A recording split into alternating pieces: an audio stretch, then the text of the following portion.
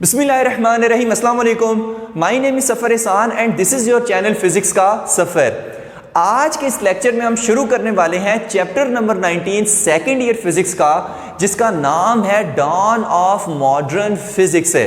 अब ये don of modern physics क्या होता है, ये जानने से पहले हम देखते हैं कि आज के इस लेक्चर में हम कौन कौन से टॉपिक्स डिस्कस करेंगे।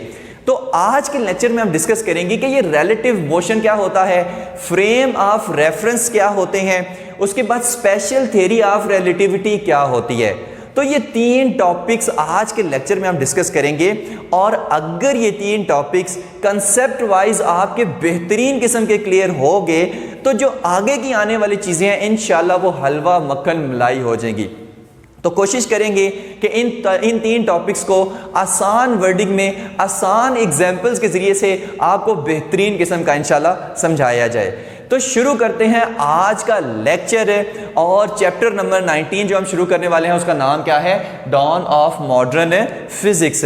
तो डॉन मतलब सुबह, कि मॉडर्न फिजिक्स की सुबह किस तरह से हुई, मॉडर्न फिजिक्स किस तरह से वजूद में आई। यानी कि इस सारे चैप्टर में हम मॉडर्न फिजिक्स को ही डिस्कस करेंगे। अब मॉडर्न फिजिक्स को डिस्कस करने से पहले सबसे पहले आपको पता होना चाहिए कि ये क्लासिकल फिजिक्स क्या होती है। देखिए 19वीं सेंचुरी के एंड तक सारे साइंटिस्ट ये सुकून से बैठ गए। 19वीं सेंचुरी के एंड तक सारे साइंटिस्ट क्या सोचने लग पड़े कि भाई फिजिक्स के बारे में जितना नॉलेज हासिल करना था वो कर लिया, अब सारे नॉलेज ख़त्म हो गया, जितनी हमने फिजिक्स जाननी थी वो जान ली, अब कुछ भी जानने के लिए नहीं बचा। लेकिन 19वीं सेंचुरी के बाद ऐसी ऐसी चीज़ें डिस्कवर हुई, ऐसे ऐसे फिनोमेनास ऑब्जर्व हुए कि हमने कहा, बल्कि साइंटिस्ट ने कहा कि नहीं भाई अभी तो पार्टी शुरू हुई है। तो देखते हैं कौन कौन से फिनोमेना। देखिए क्लासिकल फिजिक्स में हम कौन कौन से फिनोमेना पढ़ते हैं, जैसे न्यूटन्स लॉ ऑफ मोशन जो है वो क्लासिकल फिजिक्स में हम पढ़ते हैं। मैंने कहा है ना क्लासिकल फिजिक्स क्या होती है, 19वीं सेंचुरी के एंड तक, या आप ये कह लें कि फिजिक्स अप टू 19वीं सेंचुरी तक की जितनी फिजिक्स है उसको हम कहते हैं क्लासिकल फिजिक्स। उसको हम क्या कहते हैं, क्लासिकल फिजिक्स। और क्लासिकल फिजिक्स में हम डिस्कस करते हैं न्यूटन्स लॉज ऑफ मोशन, और क्लासिकल फिजिक्स में हम क्या डिस्कस करते हैं, लॉज ऑफ थर्मोडायनामिक्स को हम क्लासिकल फिजिक्स में डिस्कस करते हैं, मैक्सवेल की थ्योरीज को हम क्लासिकल फिजिक्स में डिस्कस करते हैं। लेकिन हमारे पास जो सब एटॉमिक पार्टिकल हैं, और आपको पता है उनकी जो स्पीड है वो कितनी ज़्यादा तेज़ होती है, सब एटॉमिक पार्टिकल से रिलेटेड जो फिनोमेनास हमारे पास आए, जब हम उनको डिस्कस करते हैं उनको क्लासिकल थ्योरी जो है, क्लासिकल फिजिक्स जो है वो अच्छे तरीके से इसको एक्सप्लेन नहीं कर पाई थी। जैसे फॉर एग्जांपल अगर मैं इलेक्ट्रोमैग्नेटिक वेव्स की बात करूं, ठीक है, इलेक्ट्रोमैग्नेटिक वेव से रिलेटेड जो फिनोमेनास हैं, जैसे फोटो इलेक्ट्रिक इफेक्ट हो गया, कॉम्पटन इफेक्ट हो गया, ब्लैक बॉडी रेडिएशन हो गया, तो ये जो फिनोमेनास हैं इनको क्लासिकल फिजिक्स एक्सप्लेन नहीं कर पाई थी। इनको क्लासिकल फिजिक्स एक्सप्लेन नहीं कर पाई थी। इनको किसने एक्सप्लेन किया, इनको एक्सप्लेन किया मॉडर्न फिजिक्स ने। इनको किसने एक्सप्लेन किया, मॉडर्न फिजिक्स में। और इन तीनों फिनोमेनास को हम इस चैप्टर में डिस्कस भी करेंगे इंशाल्लाह। ओके हो गया। तो मॉडर्न फिजिक्स ने ऐसी ऐसी चीज़ों को एक्सप्लेन किया जिनको क्लासिकल फिजिक्स अच्छे से एक्सप्लेन नहीं कर पाई थी। तो 19वीं सेंचुरी के एंड की, या हम कहते हैं जो 20th physics of 20th century, इसको हम क्या कहते हैं, मॉडर्न फिजिक्स। कि फिजिक्स ऑफ जितनी भी 20th सेंचुरी की फिजिक्स है, जितनी भी चीज़ें डिस्कवर हुई, जितना भी नॉलेज हमें गेन हुआ, उस सब को हमने उठाकर डाल दिया मॉडर्न फिजिक्स। मॉडर्न फिजिक्स क्या है, ये भी एक ब्रांच ऑफ साइंस है कि जो हमारे पास डिस्कस क्या किस चीज़ को करती है, फिजिक्स ऑफ 20th सेंचुरी को, 20th सेंचुरी की जितनी फिजिक्स है वो हमने उठाकर मॉडर्न फिजिक्स में डाल दी। जो हमारे पास ये नए नए फिनोमेनास आए हैं, photo electric effect, Compton effect क्या होता है, ब्लैक बॉडी रेडिएशंस क्या होती हैं, इन सब को एक्सप्लेन कौन करती है, मॉडर्न फिजिक्स करती है। तो आप इसकी डेफिनेशन में क्या लिखेंगे, the physics of 20th century, the physics of 20th century is called modern physics. 20th century को फिजिक्स को हम क्या कहते हैं, इसी को हम क्या कहते हैं, मॉडर्न फिजिक्स कहते हैं। वाओ बोरिंग लग रहा है, लेकिन अभी तो जस्ट इंट्रोडक्शन है, अभी तो पार्टी शुरू ही नहीं हुई, अभी तो इसलिए शुरू होना है। तो देखते हैं आगे कौन कौन से फिनोमेनास आते हैं। तो modern physics has two important features, relativistic mechanics और क्वांटम मैकेनिक्स। अब देखिए मॉडर्न फिजिक्स में दो इंपॉर्टेंट फीचर्स हैं, एक रिलेटिविस्टिक मैकेनिक्स है, एक क्वांटम मैकेनिक्स है। इन्हीं को हम जो है आगे फर्दर चैप्टर में डिस्कस करेंगे, लेकिन आज के लेक्चर में हम डिस्कस करेंगे रिलेटिविस्टिक मैकेनिक्स को कि रिलेटिविस्टिक मैकेनिक्स क्या होती है। ओके हो गया। तो असल लेक्चर अब शुरू होने वाला है। वो सारी कहानियां जो हमने फजूल सी करनी थी वो हमने कर ली हैं, ठीक है, जो इंट्रोडक्शन की कहानियां थी।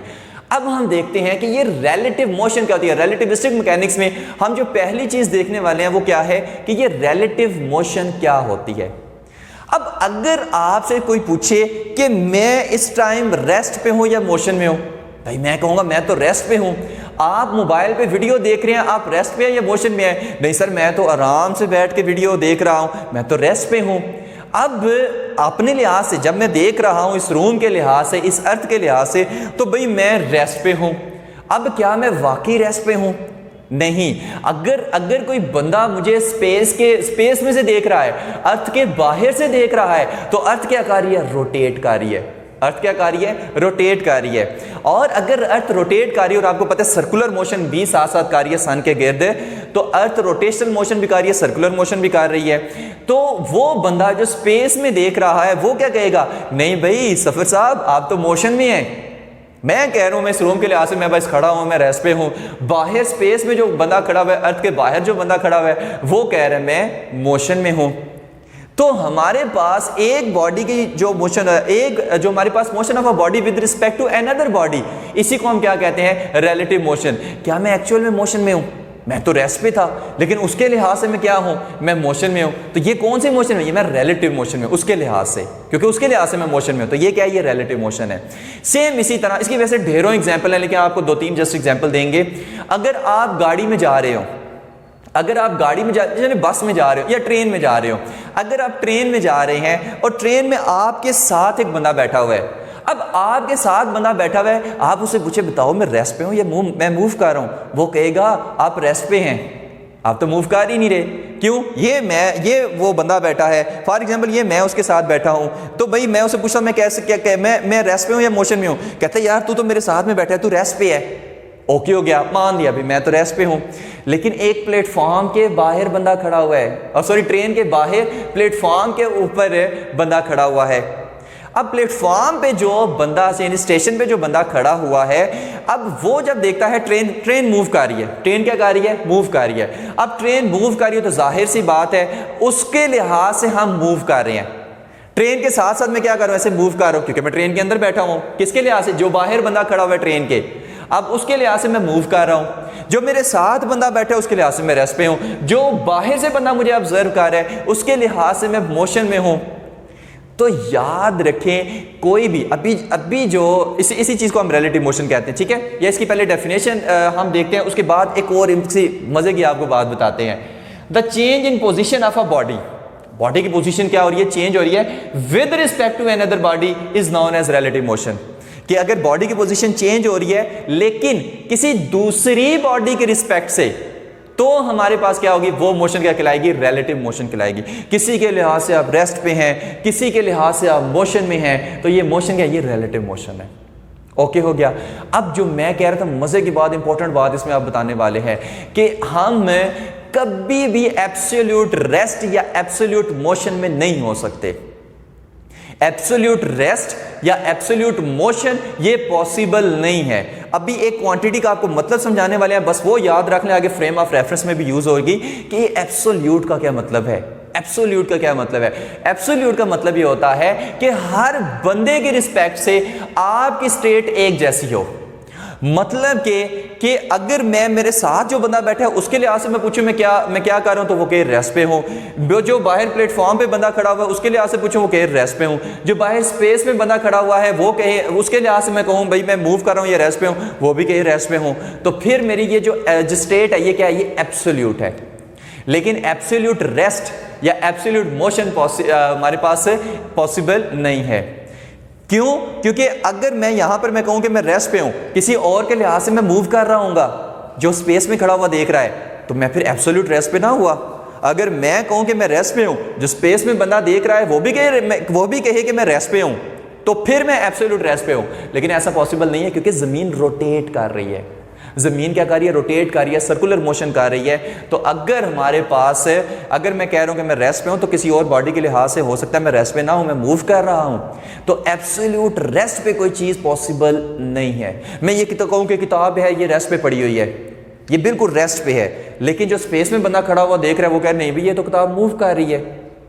तो एब्सोल्यूट का कोई क्वांटिटी अगर मैं कहूं कि रेस्ट पे है वो पॉसिबल नहीं है, या मैं कहूं एब्सोल्यूट कोई क्वांटिटी मोशन में है वो भी पॉसिबल नहीं है। तो अब एक और इंपॉर्टेंट बात आपको बताने वाला हूं कि rest and motion are both relative. Rest and motion are both relative, कि हम क्या करते हैं, किसी ऑब्जर्वर के लिहाज से मैं रेस्ट पे होऊंगा, किसी ऑब्जर्वर के लिहाज से मैं मोशन में होऊंगा, किसी और ऑब्जर्वर के लिहाज से वो कहेगा नहीं रेस्ट पे हो, दूसरा कोई कहेगा नहीं आप मोशन में हो। तो ये रेस्ट एंड मोशन है, ये दोनों रिलेटिव है। डिपेंड करता है कि आप जो है वो ऑब्जर्वेशन कौन कर रहा है और कहां से कर रहा है। साथ बंदा बैठा कर रहा है तो रेस्ट में हूं, बाहर से बंदा कर रहा है तो मोशन में हूं। What is this? ठीक है, तो ऐसी मोशन को हम कहते हैं रिलेटिव मोशन, कि एक बॉडी की जो मोशन है वो दूसरी बॉडी के रिस्पेक्ट से, अगर एक बॉडी मूव कर रही है दूसरी बॉडी के रिस्पेक्ट से, तो ये आपस में ये मोशन क्या है, ये रिलेटिव मोशन है। ओके हो गया? तो ये चीज हमेशा याद रखनी है। ठीक है, इसी तरह अगर कोई बंदा गाड़ी में बैठा हुआ है ना, तो गाड़ी में बैठा हुआ बंदा सोचेगा कि मैं रेस्ट पे हूं, लेकिन जब खिड़की से देखेगा तो उसको लगेगा कि जो बाहर की चीजें ना वो मूव कर रही हैं। मतलब वो गाड़ी में बैठा हुआ ऐसे आगे जा रहा है, उसको लगेगा कि जो बाहर की चीजें वो इस तरफ पीछे की तरफ जा रही हैं, उसको लगेगा कि मैं रेस्ट पे हूं। खिड़की खोल के देखेगा तो देखेगा कि बाहर की चीजें मूव कर रही हैं। क्या बाहर की चीजें मूव कर रही हैं? नहीं, एक्चुअल में तो वो खुद मूव कर रहे हैं। तो ये हमारे पास ये रिलेटिव मोशंस होती हैं। ठीक है, किसी के लिहाज से रेस्ट पे, किसी के लिहाज से आप मोशन में हो। ठीक है, तो ये रिलेटिव मोशन होती है। तो ये चीज इसमें याद रखनी है। ठीक है, absolute rest and motion are not possible. ठीक है, वो नहीं हो सकता। नेक्स्ट हमारे पास क्वांटिटी फ्रेम ऑफ रेफरेंस क्या होता है? फ्रेम ऑफ रेफरेंस क्या होता है? आसान से लफ्जों में आपको समझाएं, आसान से लफ्जों में। फ्रेम ऑफ रेफरेंस होता है जहां पर खड़े होकर आप किसी चीज को ऑब्जर्व कर रहे हो। जहां पर खड़े होकर आप किसी चीज को ऑब्जर्व कर रहे हैं, वही आपका फ्रेम ऑफ रेफरेंस है। जैसे मैं ना इस रूम में खड़े होकर इस रूम की दीवार के रिस्पेक्ट से, ये दरमियान में पड़ा हुआ टेबल है, मैं इसको ऑब्जर्व कर रहा हूं, तो ये रूम क्या है? ये मेरा फ्रेम ऑफ रेफरेंस है। अच्छा, मैं गाड़ी में बैठा हुआ हूं और मैं गाड़ी में बैठ के किसी चीज को ऑब्जर्व कर रहा हूं, तो गाड़ी क्या है? फ्रेम ऑफ रेफरेंस है। मैं प्लेटफॉर्म पे खड़ा हुआ हूं, मैं वहां पे किसी चीज को ऑब्जर्व कर रहा हूं, तो प्लेटफॉर्म क्या है? फ्रेम ऑफ रेफरेंस है। मैं ट्रेन में बैठा हुआ हूं, मैं ट्रेन में किसी चीज को ऑब्जर्व कर रहा हूं, तो ट्रेन का डब्बा क्या है? फ्रेम ऑफ रेफरेंस है। तो जहां पर आप किसी चीज को ऑब्जर्व कर रहे होते हो, वही आपका क्या है? फ्रेम ऑफ रेफरेंस है। अगर आप इसकी डेफिनेशन पढ़े ना, तो फ्रेम ऑफ रेफरेंस क्या होता है? Any coordinate system relative to which measurements are observed is called frame of reference. अब कोऑर्डिनेट सिस्टम क्या? अगर मैं इस रूम की बात करूं तो ये कितने डायमेंशन है? ये 3 डायमेंशन क्या है? इसमें हमारे पास एक्स एक्सिस भी है, वाई एक्सिस भी है, जेड एक्सिस भी है। तो ये रूम क्या है? 3 डायमेंशनल है, इसमें एक्स भी है, वाई भी है, जेड भी है। तो अगर इस कोऑर्डिनेट सिस्टम में अगर मैं किसी चीज को ऑब्जर्व कर रहा हूं, तो यही मेरा फ्रेम ऑफ रेफरेंस है। ठीक है, तो अगर कहीं पर भी यार आप ऑब्जर्व कर रहे हो, वो आपका फ्रेम ऑफ रेफरेंस है। ओके हो गया? तो coordinate system X Y Z. एक चौथा भी होता है टाइम, लेकिन उसके बारे में आगे जाके इंशाल्लाह डिस्कस करेंगे। ओके हो गया? तो फ्रेम ऑफ रेफरेंस 2 टाइप्स के होते हैं। कौन कौन से? इनर्शियल फ्रेम ऑफ रेफरेंस और non inertial frame of reference. एक ही एग्जांपल आपको देंगे, इंशाल्लाह उससे बेहतरीन किस्म की समझ आ जाएगी। ठीक है, देखिए इनर्शियल फ्रेम ऑफ रेफरेंस क्या होता है? ये ऐसा फ्रेम ऑफ रेफरेंस होता है जो या तो रेस्ट पे होगा, या यूनिफॉर्म वेलोसिटी से अगर कोई फ्रेम ऑफ रेफरेंस मूव कर रहा है, तो उसको हम कहेंगे इनर्शियल फ्रेम ऑफ रेफरेंस। आसान एग्जांपल से भी आपको इसको समझाएंगे। जैसे एक एग्जांपल आपको देंगे, बेहतरीन समझ आएगी। आप अगर एक कार में बैठे हुए हैं, कार में आप बैठे हुए हैं और कार क्या है? रेस्ट पे है। कार क्या है? रेस्ट पे है। तो वो कार क्या है? वो इनर्शियल फ्रेम ऑफ रेफरेंस है, रेस्ट पे है ना। कार में किसी चीज को आप ऑब्जर्व कर रहे हो कार में बैठ के, तो कार क्या है? फ्रेम ऑफ रेफरेंस है। ओके हो गया? कौन सा फ्रेम ऑफ रेफरेंस है? इनर्शियल फ्रेम ऑफ रेफरेंस है। कैसे पता चला? क्योंकि वो रेस्ट पे है। तो जो रेस्ट पे फ्रेम ऑफ रेफरेंस होता है उसको हम कहते हैं इनर्शियल फ्रेम ऑफ रेफरेंस, जिसमें एक्सेलरेशन क्या होता है? 0 होता है। जिसमें एक्सेलरेशन क्या होता है? 0 होता है। इसको हम non accelerated frame of reference भी कहते हैं। और दूसरा, अगर यूनिफॉर्म वेलोसिटी से कार मूव कर रही है, मतलब कार का ना कार के अगर मूव कर रही है तो ना उसकी जो वेलोसिटी है, जो उसकी वेलोसिटी ना उसका मैग्नीट्यूड चेंज हो रहा है ना उसकी डायरेक्शन है, यानी स्पीड का ना मैग्नीट्यूड चेंज हो रहा है ना डायरेक्शन चेंज हो रही है। ऐसे बिल्कुल स्ट्रेट जो है वो कार मूव कर रही है, लेकिन वो अपनी स्पीड को चेंज नहीं कर रही। ये नहीं कर रही कभी रेस दी कभी ब्रेक लगाई ना, बिल्कुल ये स्मूथ आराम से जा रही है कि डायरेक्शन में। तो क्या कोई झटका शटका लगेगा? नहीं, बिल्कुल स्मूथ रोड है। क्या कोई ब्रेक से उसने अप्लाई की? नहीं। क्या उसने रेस दी? नहीं, बिल्कुल स्मूथ जा रही है। तो यूनिफॉर्म वेलोसिटी से मूव कर रही है। अगर यूनिफॉर्म वेलोसिटी से मूव कर रही है तो एक्सेलरेशन क्या है? जीरो। तो अब जो वो कार है अब भी क्या है? अब भी वो इनर्शियल फ्रेम ऑफ रेफरेंस है। तो अगर कोई फ्रेम ऑफ रेफरेंस रेस्ट पे है या यूनिफॉर्म वेलोसिटी से मूव कर रहा है तो ऐसे फ्रेम ऑफ रेफरेंस को हम कहते हैं कि ये इनर्शियल फ्रेम ऑफ रेफरेंस है और उसके अंदर एक्सेलरेशन क्या होगा? हमेशा जीरो होगा। एक्सेलरेशन क्या होगा? जीरो होगा। वाओ सर, बड़ी बेहतरीन समझ आई है। अब एक और बात है, हम कहते हैं कि क्या उसमें न्यूटन का लॉ वैलिड है? क्या उसमें न्यूटन का लॉ वैलिड है? तो देखते हैं। अच्छा, अगर कार में एक बुक पड़ी हुई है, ये या छोड़े, बुक नहीं पड़ी, मार्कर पड़ी हुई है, ऐसे मार्कर पड़े हुए हैं, ठीक है, मार्कर इस तरह से पड़े हैं। मुझे बताएं कि अगर रेस्ट पे है कार तो क्या ये मार्कर मूव करेंगे? नहीं। तो न्यूटन का लॉ भी तो यही कहता है कि if the body is at rest will remain at rest unless an external force act upon it, कि अगर कोई बॉडी रेस्ट में तो वो रेस्ट पे ही रहेगी। तो अगर कोई inertial frame of reference rest पे है तो उसमें ये जो अगर मार्कर पड़े हैं ये भी रेस्ट पे है, मतलब उसमें न्यूटन्स लॉज वैलिड है। ओके हो गया। अच्छा, अगर कार ऐसे यूनिफॉर्म वेलोसिटी से मूव कर रही है, अपनी वेलोसिटी चेंज नहीं कर रही, रेस नहीं दे रही या कोई ब्रेक शेक नहीं मार रही, ये यूनिफॉर्म वेलोसिटी से मूव कर रही है, क्या ये मार्कर इधर से उधर होंगे? नहीं, आप भी रेस्ट पे हैं, यानी आप भी न्यूटन्स लॉ वैलिड है। तो हम इसको डिफाइन फिर कैसे करते हैं? A coordinate system in which the laws of inertia, हमारे पास सॉरी इसकी डेफिनेशन ये वाली नहीं, ये वाली, ये तो नॉन इनर्शियल की है, मैं नीचे वाली कहां से पढ़ रहा हूं। An inertial frame of reference is defined as coordinate system in which law of inertia is valid, जिसमें लॉ ऑफ इनर्शिया वैलिड होता है, उसी को हम क्या कहते हैं? Inertial frame of reference. मतलब जो फर्स्ट लॉ ऑफ मोशन है वो क्या है? वैलिड है उसमें, ठीक है, लॉज ऑफ मोशन उसमें क्या है? वैलिड है। ओके क्या? Non inertial frame of reference, non inertial frame of reference क्या होते हैं कि अगर कोई फ्रेम ऑफ रेफरेंस मूव कर रहा है बट वेरिएबल वेलोसिटी से और हमारे पास एक्सेलरेट कर रहा है, तो हमारे पास वो फ्रेम ऑफ रेफरेंस क्या हो गया? Non inertial frame of reference. Sir इसकी कोई एग्जांपल दें? वही कार इसकी एग्जांपल है। अब देखें, जैसे ही आप कार को स्टार्ट करोगे, जैसे आप कार को स्टार्ट करोगे और एकदम से उस पे रेस पे पांव रखोगे तो आप क्या लगेगा? झटका। और अंदर जो बुक पड़ी है, ये जो मार्कर पड़े हैं, ये क्या जाएंगे? ये पीछे जाएंगे, यानी मूव कर गए, रेस्ट पे तो नहीं रहे। तो अब वो जो कार है, भाई उसी कार में बैठा हूं मैं, चीजों को ऑब्जर्व कर रहा हूं। अब वो जो कार है वो फ्रेम ऑफ रेफरेंस तो है, लेकिन कौन सा? Non inertial frame of reference. क्यों? वेलोसिटी वेरिएबल हो गई है। और अगर आप कार को ब्रेक मारते हो फिर से वेलोसिटी चेंज हुई, वेलोसिटी कोई वेरिएबल हुई। अगर वेलोसिटी वेरिएबल है इसका मतलब है कि डीसेलरेट गाड़ी हुई है, इसका मतलब है वो भी non inertial frame of reference है। Non inertial frame of reference का क्या मतलब होता है? जिसमें acceleration is not equal to zero हो, ऐसे फ्रेम ऑफ रेफरेंस को हम कहते हैं non inertial frame of reference.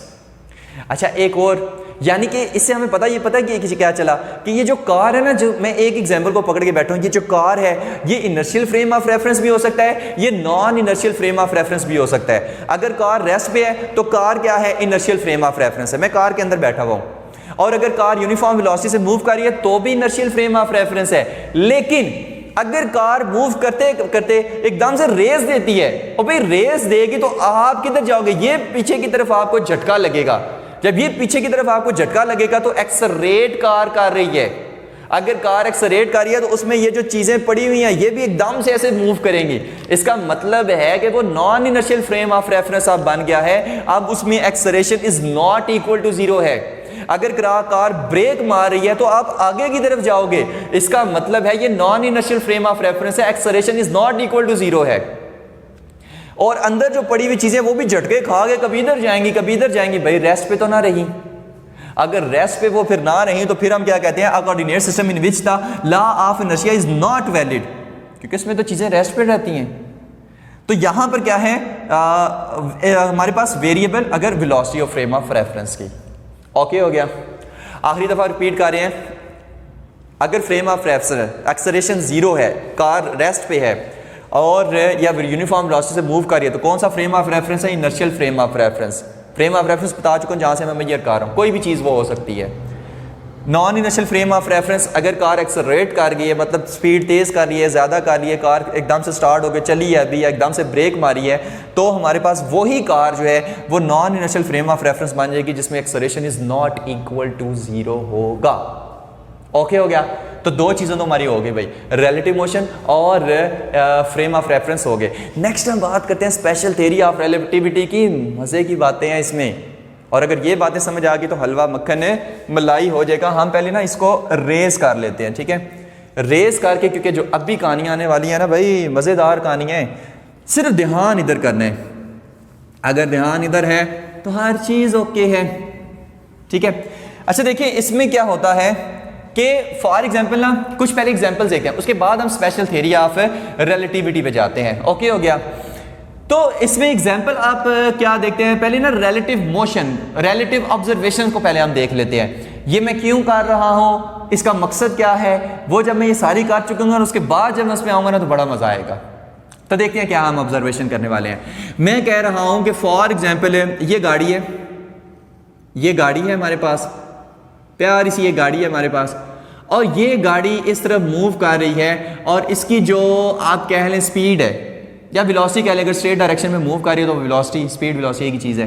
अगर स्ट्रेट पाथ में ये मूव कर रही है, डायरेक्शन चेंज नहीं कर रही, तो ठीक है। तो हमारे पास इसकी जो फॉर एग्जाम्पल स्पीड है वो आप कह लें कि 70 मीटर पर सेकंड है। कितनी है, 70 मीटर पर सेकंड है, ठीक है। अब इसको एक बंदा यहां से ऑब्जर्व कर रहा है, सॉरी एक बंदा नहीं, 3 बंदे ऑब्जर्व कर रहे हैं। या आप ये समझ लें कि मैं इस बंदे को इधर क्यों बिठाऊं, मैं इस बंदे को ना गाड़ी में बिठा देता हूं ना, ठीक है। क्या बेचारा करेगा बाहर बैठ के। तो यहां पे एक और गाड़ी है, ठीक है, यहां पे क्या है, एक बंदा बैठा हुआ है, सही है। अब एक और गाड़ी है, इसमें भी बंदा बैठा हुआ है, एक और गाड़ी है, इसमें भी बंदा बैठा हुआ है, ठीक है। तो टोटल 3 गाड़ियां, और यहां पर ना ये भी क्या है, ऑब्जर्वर है, ये भी क्या है, ऑब्जर्वर है, ये भी क्या है, ऑब्जर्वर है। लेकिन फर्क क्या है, ये हमारे पास क्या है, रेस्ट पे है, ये हमारे पास मूव कर रहा है आप कह लें 50 मीटर पर सेकंड के साथ, और ये मूव कर रहा है हमारे पास 70 मीटर पर सेकंड के साथ, और ये क्या है, रेस्ट पे है। अच्छा अब वो कहता है कि तीनों बताओ कि ये जो गाड़ी मूव कर रही है 70 मीटर पर सेकंड से, इसकी जो रिलेटिव स्पीड है, इसकी जो स्पीड है वो कितनी है। बड़े मजे की इसमें से बात आने वाली है। देखिए ये तीनों ऑब्जर्वर हैं, पहले मैं इससे पूछूंगा कि बताओ इसकी स्पीड कितनी है, फिर मैं इससे पूछूंगा कि बताओ इसकी स्पीड कितनी है, फिर मैं इससे पूछूंगा कि बताओ इसकी स्पीड कितनी है, यानी मैंने इसको रेफरेंस ले लिया है, ठीक है। ये जो ऊपर वाली गाड़ी है, ओके। अच्छा मैं इससे पूछता हूं, ये कहता है ये रेस्ट पे है, ये ऐसे देख रहा है, स्पीडोमीटर लेके फॉर एग्जांपल खड़ा हुआ है, गाड़ी ये शूं करके इसके पास से गुजरी, तो इसने नोट किया भाई इसकी स्पीड तो 70 मीटर पर सेकंड है, ओके हो गया, मान लिया। इसने ऑब्जर्व किया कि कितनी है, 70 मीटर पर सेकंड, ओके हो गया। अच्छा मैंने कहा चल अब तू बता इसकी स्पीड कितनी है। इसने पता क्या कहा, इसने कहा इसकी जो स्पीड है वो, यहां पर ना मैं आंसर लिखने वाला हूं कि इसने जो आंसर दिया, अब ये भी इस डायरेक्शन में मूव, ये तो रेस्ट पे था ना, ये तो रेस्ट पे था, ये तो रेस्ट पे था। यहां पर मैं ऐसे लिख रहा हूं कि आंसर, कि इसने आंसर क्या दिया, इसने आंसर दिया 70 मीटर पर सेकंड। अब ये क्या है, ये 50 मीटर पर सेकंड से मूव कर रहा है इसी डायरेक्शन में, ये 70 मीटर पर सेकंड से मूव कर रहा है इसी डायरेक्शन में। इससे पूछा गया कि बताओ इसकी हमारे पास वेलोसिटी कितनी है, तो इसने कहा कि भाई, इसने आंसर दिया इसकी वेलोसिटी है 20 मीटर पर सेकंड। अरे ये क्या हो गया। देखिए अगर ना हमारे पास ये 2 गाड़ियां हैं, ये 2 गाड़ियां मूव कर रही हैं, ठीक है। इस गाड़ी की जो स्पीड है वो ज़्यादा है, इसकी स्पीड कम है, ठीक है। इसकी स्पीड 50 मीटर पर सेकंड है, इसकी स्पीड 70 मीटर पर सेकंड है। तो ये क्या करेगी, ये वाली गाड़ी इस सुरख गाड़ी को ऐसे क्रॉस मारेगी ऐसे। तो आपको क्या लग रही है, जो सुरख गाड़ी में बंदा बैठा हुआ है, इसको इस ब्लू गाड़ी की स्पीड कितनी महसूस होगी? क्या ये जो सुरख गाड़ी में बंदा बैठा हुआ है, इसको ब्लू गाड़ी की स्पीड 70 मीटर पर सेकंड महसूस होगी? नहीं, इसको रेड वाली गाड़ी के बंदे को इस ब्लू वाली गाड़ी की स्पीड 20 मीटर पर सेकंड महसूस होगी। क्यों?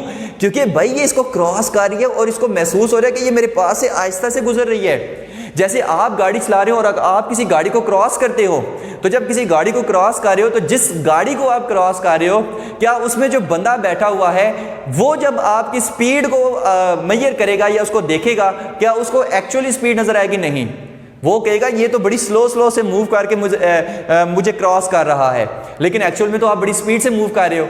लेकिन फर्क क्या है भाई, वो भी तो मूव कर रहे हैं, वो भी इस डायरेक्शन में मूव कर रहे हैं, आप भी इस डायरेक्शन में मूव कर रहे हो। आप 50 मीटर पर सेकंड से जा रहे हो, वो 70 मीटर पर सेकंड से मूव कर रहे हैं। वो आपको क्रॉस मारता है ऐसे आहिस्ता से, आपको लगता है ये मुझे आहिस्ता आहिस्ता से क्रॉस मारता हुआ चलता जा रहा है। तो जब वो आप रिलेटिव वेलोसिटी मालूम करते हैं तो आप कहते हो 20 मीटर पर सेकंड है।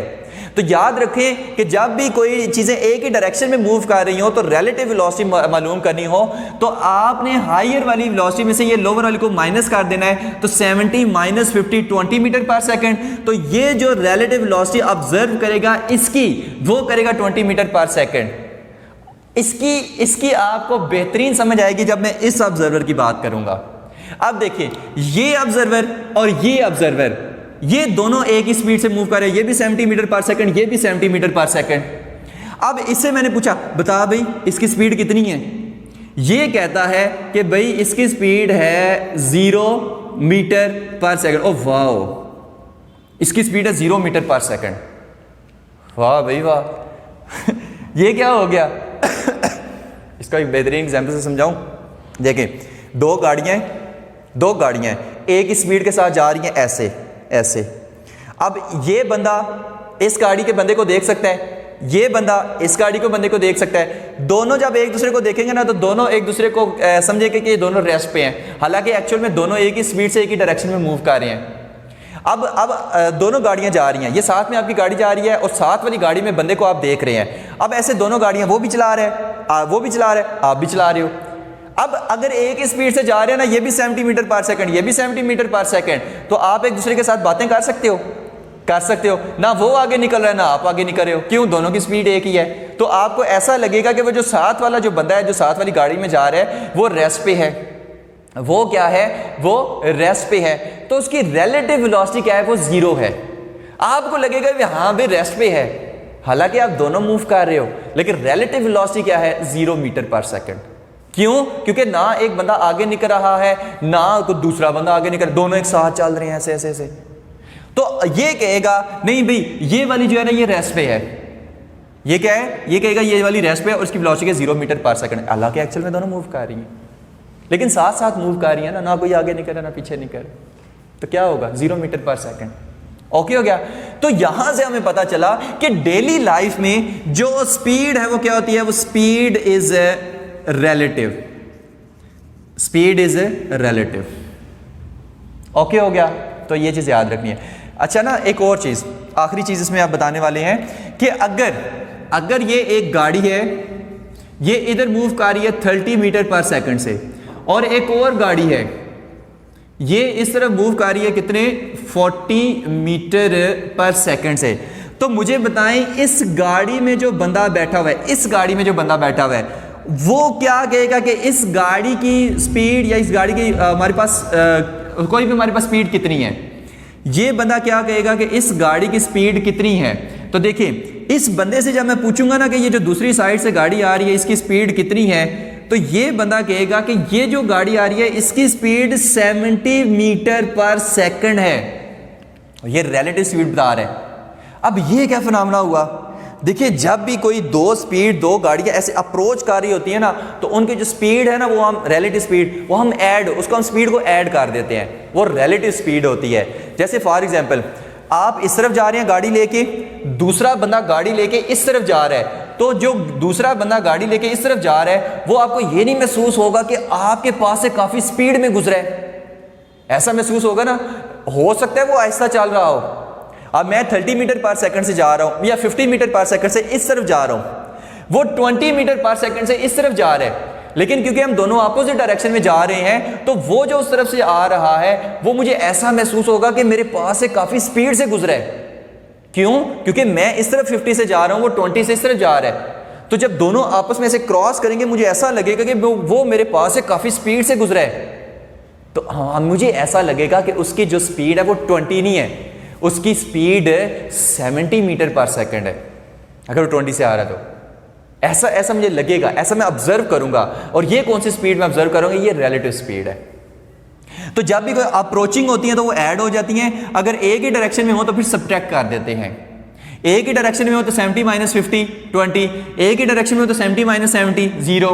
अगर अप्रोचिंग हो, अपोजिट डायरेक्शन में हो, एक दूसरे की तरफ आ रही हो तो 30 प्लस 40 हमारे पास 70 मीटर पर सेकंड आएगा। यानी ये ऑब्जर्व करेगा कि ये इसकी तरफ 70 मीटर पर सेकंड से आ रही है, दोनों की वेलोसिटीज ऐड हो जाएंगी। ओके हो गया?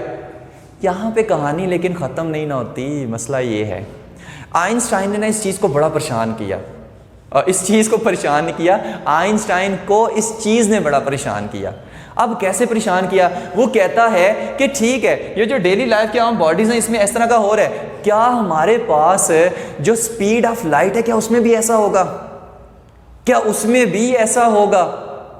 अगर ऐसा होगा तो फिर कैसा होगा? तो देखते हैं उसमें क्या फिनोमेना आ रहे हैं। यानी ये तो दोनों आम डेली लाइफ के रूटीन को वो फॉलो कर रहे हैं। कहता है कि अगर हम लाइट की बात करें तो क्या लाइट में भी ऐसा ही होगा? क्या अगर वो भी अप्रोचिंग है तो उसकी भी हमें स्पीड ज्यादा लगेगी? क्या उसकी भी स्पीड ज्यादा हो जाएगी या नहीं?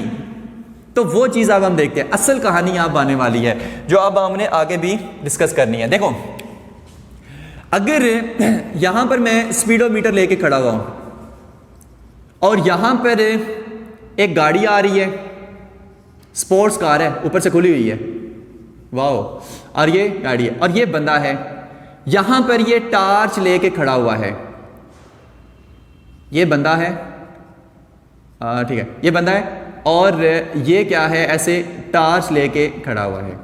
अब इस टार्च से जो लाइट आ रही है, अब यहां ये सोर्स ऑफ लाइट है, ठीक है, यहां पे स्पीडोमीटर से मैंने ये लाइट को मेजर किया तो स्पीड हमारे पास लाइट की कितनी आई?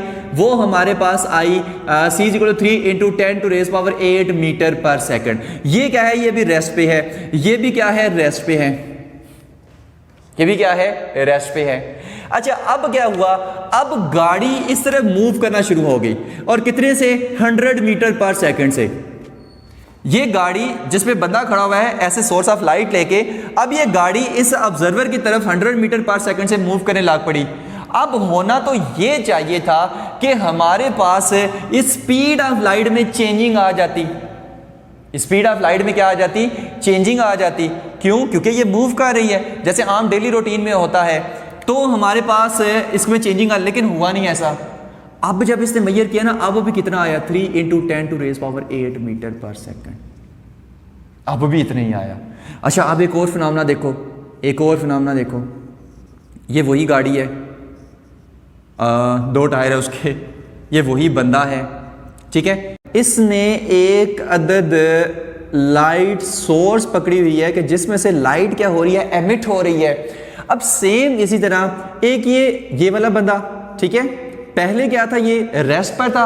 अब मैं कह रहा हूं ये इस तरफ मूव कर रहा है और इसने फॉर एग्जांपल इसे हाथों में स्पीडोमीटर पकड़ा हुआ है इस लाइट की स्पीड को मेजर करने के लिए, ठीक है, और ये मूव कर रहा है फॉर एग्जांपल 30 मीटर पर सेकंड से। और ये बंदा जो है, जो गाड़ी पे आ रही है, यानी गाड़ी जो इस तरफ मूव करके आ रही है, वो आ रही है फॉर एग्जांपल 50 मीटर पर सेकंड से। और अब ये क्या करता है? ये बंदा स्पीड ऑफ लाइट को मेजर करता है। और हमारी ऑब्जर्वेशन ये थी, हमारी जो रिलेटिविस्टिक ऑब्जर्वेशन थी वो ये थी कि हो सकता है अब ये जो स्पीड मेजर करे, ये स्पीड ऑफ लाइट की, जो लाइट की स्पीड मेजर करे, अब ये ज्यादा आए। क्यों? क्योंकि हमारे पास जब भी अप्रोचिंग वेलोसिटीज होती थी तो वो क्या हो जाती थी? ऐड हो जाती थी। जब हम डेली लाइफ के फिनोमेनास में वो रिलेटिविस्टिक स्पीड वगैरह को कैलकुलेट करते थे ठीक है। अब आइंस्टाइन ने सोचा लाइट के केस में भी ऐसा ही होगा। अब लाइट 3 × 10⁸ मीटर पर सेकंड उसकी स्पीड है, लेकिन जब दोनों एक दूसरे की तरफ मूव कर रहे हैं, अब स्पीडोमीटर से मेजर करेंगे तो हो सकता है इंक्रीज हो जाए, लेकिन उन्होंने ऑब्जर्व किया कि ऐसा कुछ भी नहीं हुआ, ऐसा कुछ भी नहीं हुआ। अब भी जब स्पीडोमीटर से हमने स्पीड ऑफ लाइट मेजर की तो अब भी कितनी आई, 3 × 10⁸ मीटर पर सेकंड। यानी कि अगर आप ऐसे लाइट को पकड़ें और यहां से स्पीडोमीटर पकड़ें, ऐसे एक दूसरे के करीब लेके तब भी स्पीड ऑफ लाइट वही, अगर इस तरह से दोनों को लेके जाएं तब भी स्पीड ऑफ लाइट वही, अगर एक को तेज मूव करा रहे एक को आहिस्ता मूव करा रहे तब भी स्पीड ऑफ लाइट वही आएगी। यानी कि ये जो रिलेटिविस्टिक ऑब्जर्वेशन है, ये फिनोमेना से ये लाइट पे नहीं लग रहे। तो यहां से फिर आइंस्टाइन ने कहा कि जो स्पीड ऑफ लाइट है, जो स्पीड ऑफ लाइट है, स्पीड ऑफ लाइट है, ये एब्सोल्यूट है, ये एब्सोल्यूट क्वांटिटी है। हमने क्या कहा था, स्पीड तो रिलेटिव है, लेकिन वो आम डेली लाइफ को देखकर कहा था जब हम गाड़ियों वगैरह को डिस्कस कर रहे थे। लेकिन जब हमने लाइट को डिस्कस किया और लाइट में ये सारे फिनोमेना देखे तो हमने कहा लाइट एब्सोल्यूट है। अब एब्सोल्यूट का मैंने क्या मतलब बताया था कि एक जो बंदा का बात कर रहा है वही दूसरा बंदा बात कर रहा है, वही तीसरा बंदा बात कर रहा है, वही चौथा बंदा बात कर रहा है। यानी कि जब ये रेस्ट पे है तब भी वही कह रहा है, जब ये मूव कर रहा है तब भी वही कह रहा है, जब ये गाड़ी इस बंदे की तरफ मूव करके आ रही है तब भी ये वही मेजर कर रहा है। और स्पीड ऑफ लाइट इसको छोड़ के कोई भी जिस मर्जी स्पीड से मूव कर रहा हो तो वो जब ये स्पीड ऑफ लाइट मेजर करेगा तो उसका आंसर वही आएगा, 3 × 10⁸ मीटर पर सेकंड, ना कम आएगा ना ज्यादा आएगा। तो ये हमारे पास बड़ी इंपॉर्टेंट बात पता चली थी स्पेशल थ्योरी ऑफ रिलेटिविटी में। फार्मूला हमारे पास क्या होता है, speed of light c = d/t, d/t यानी डिस्प्लेसमेंट ओवर टाइम, ठीक है, ये डिस्टेंस ओवर टाइम। अब इसमें ये जो डिस्टेंस है, ये जो डिस्प्लेसमेंट है, इसको वो नाम है स्पेस का अक्सर, क्योंकि ये स्पेस कोऑर्डिनेट सिस्टम है हमारे पास, ठीक है, ये स्पेस में ये सारा कुछ हो रहा है, तो इसको वो नाम क्या देता है स्पेस का। तो space per unit time, space divided by time. अब इसमें वो क्या कह रहा है कि लाइट के केस में, इंपॉर्टेंट बात है, गौर करने, लाइट के केस में डी और टी दोनों चेंज हो रहे हैं। लाइट के केस में डी और टी दोनों चेंज हो रहे हैं और इस तरह से चेंज हो रहे हैं कि इन दोनों को जब डिवाइड करेंगे आंसर कांस्टेंट आएगा और स्पीड ऑफ लाइट चेंज कोई नहीं होती। फिर से बता रहा हूं कि इस केस में क्या हो रहा है कि ये दोनों रिलेटिव हैं और ये दोनों चेंज हो रहे हैं, जिसकी वजह से हमारे पास है, और इस तरह से चेंज हो रही हैं कि इस टर्म का जो आंसर है वो कांस्टेंट आए। जब कांस्टेंट आएगा तो स्पीड ऑफ लाइट क्या रहेगी, कांस्टेंट रहेगी, चाहे जो मर्जी जहां से मर्जी ऑब्जर्व कर रहा है, नो इशू, तो क्या रहेगी, कांस्टेंट रहेगी। तो यही हमारे पास जो दो पोस्टुलेट हैं वो स्पेशल थ्योरी ऑफ रिलेटिविटी के वही कहते हैं। इन पे आप थोड़ी देर तक चलते हैं। तो थ्योरी ऑफ रिलेटिविटी क्या होती है, the theory of relativity concern with the way to which the observer who are in state of relative motion, जो रिलेटिव मोशन की स्टेट में है, डिस्क्राइब फिजिकल फिनोमेना। अगर वो फिजिकल फिनोमेना को डिस्क्राइब कर रहे हैं तो यही क्या है, थ्योरी ऑफ रिलेटिविटी है। अब ये टू टाइप्स की होती है, जनरल थ्योरी ऑफ रिलेटिविटी और स्पेशल जो हमारे पास है स्पेशल थ्योरी ऑफ रिलेटिविटी। तो general theory of relativity, special theory of relativity, इसमें जो जनरल थ्योरी ऑफ रिलेटिविटी है ना, ये हमारे चैप्टर में नहीं है, मतलब चैप्टर में इसको डिस्कस नहीं किया गया। तो जनरल थ्योरी ऑफ रिलेटिविटी, बस इसका इंट्रोडक्शन याद रखें कि the theory deals with the problem involving frame of reference accelerated with respect to one and other. यानी कि जनरल थ्योरी ऑफ रिलेटिविटी जो हमारे पास है non inertial frame of reference इसमें डिस्कस होता है, ठीक हो गया। यानी कि problem involving frame of reference accelerated with respect to one and other, इसे हम ऐसे फ्रेम ऑफ रेफरेंस को डिस्कस करते हैं जो एक्सेलरेटेड होते हैं, जो एक्सेलरेट कर रहे होते हैं। ओके हो गया। तो ये जनरल थ्योरी ऑफ रिलेटिविटी में था। और फ्रेम इनर्शियल और नॉन इनर्शियल में एक और चीज याद रखें कि जो अर्थ की मोशन है, अर्थ जो मूव कर रही है, वो अर्थ एक इनर्शियल फ्रेम ऑफ रेफरेंस है या non inertial frame of reference है, अक्सर ये क्वेश्चन आता है। तो देखें, याद रखें कि अर्थ क्या कर रही है, ऐसे रोटेट भी कर रही है, सर्कुलर मोशन भी कर रही है। तो ऐसे रोटेट या सर्कुलर मोशन करने के दौरान में उसका जो वो हल्की सी ना वो बहुत कम क्वांटिटी में एक्सेलरेट करती है, बहुत ही कम एक्सेलरेट करती है। तो हमारे पास अगर हम जो थोड़ा सा उसमें एक्सेलरेशन है, अगर हम उसको इग्नोर कर दें, तो हमारे पास अर्थ एक इनर्शियल फ्रेम ऑफ रेफरेंस है जिसमें वो यूनिफॉर्म वेलोसिटी यूनिफॉर्म स्पीड से मूव कर रही है और उसमें एक्सेलरेशन जीरो है। तो हम क्या कहते हैं, अर्थ एक इनर्शियल फ्रेम ऑफ रेफरेंस है। अर्थ एक इनर्शियल फ्रेम ऑफ रेफरेंस है जिसमें एक्सेलरेशन जीरो होता है। लेकिन अगर हम स्ट्रिक्टली कहें कि वो जो थोड़ा सा एक्सेलरेशन है, अगर उसको मैं इग्नोर ना करूं, मेरे वर्डिंग में गौर करें, अगर जो थोड़ा सा एक्सेलरेशन है उसकी मूवमेंट की वजह से, अर्थ की मूवमेंट की वजह से, तो अगर उस एक्सेलरेशन को मैं इग्नोर ना करूं तो फिर अर्थ एक non inertial frame of reference है, उसमें हमारे पास acceleration is not equal to zero है। तो वेरी स्ट्रिक्टली कहें ना तो फिर अर्थ एक non inertial frame of reference है। लेकिन वो जो छोटा सा एक्सेलरेशन अगर उसको इग्नोर करें तो अर्थ एक इनर्शियल फ्रेम ऑफ रेफरेंस है। और हम अर्थ को हमेशा कंसीडर करते हैं कि earth is a inertial frame of reference, यानी non accelerated frame of reference जिसमें एक्सेलरेशन क्या होता है, जीरो होता है।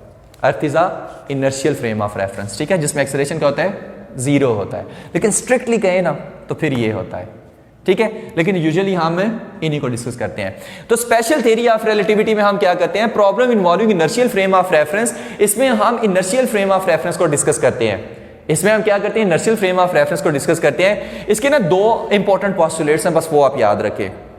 क्या है, the laws of physics are the same in all inertial frame. हर सारे इनर्शियल फ्रेम में लॉज ऑफ फिजिक्स क्या होते हैं, सेम होते हैं, ठीक है। The laws of physics are the same in all inertial frame, ठीक है, ऑल इनर्शियल फ्रेम में सेम होते हैं, ठीक है। पहले बता चुके हैं इनर्शियल फ्रेम में क्या होता है, जो हमारे पास लॉ ऑफ इनर्शिया होता है वो क्या होता है, वैलिड होता है, ठीक है। ये वही पॉइंट को उसमें रिपीट कर रहा है। ये जो पॉइंट है जिसके लिए हमने ये सारी डिस्कशन की है, the speed of light has the same value for all observer regardless of their state of motion.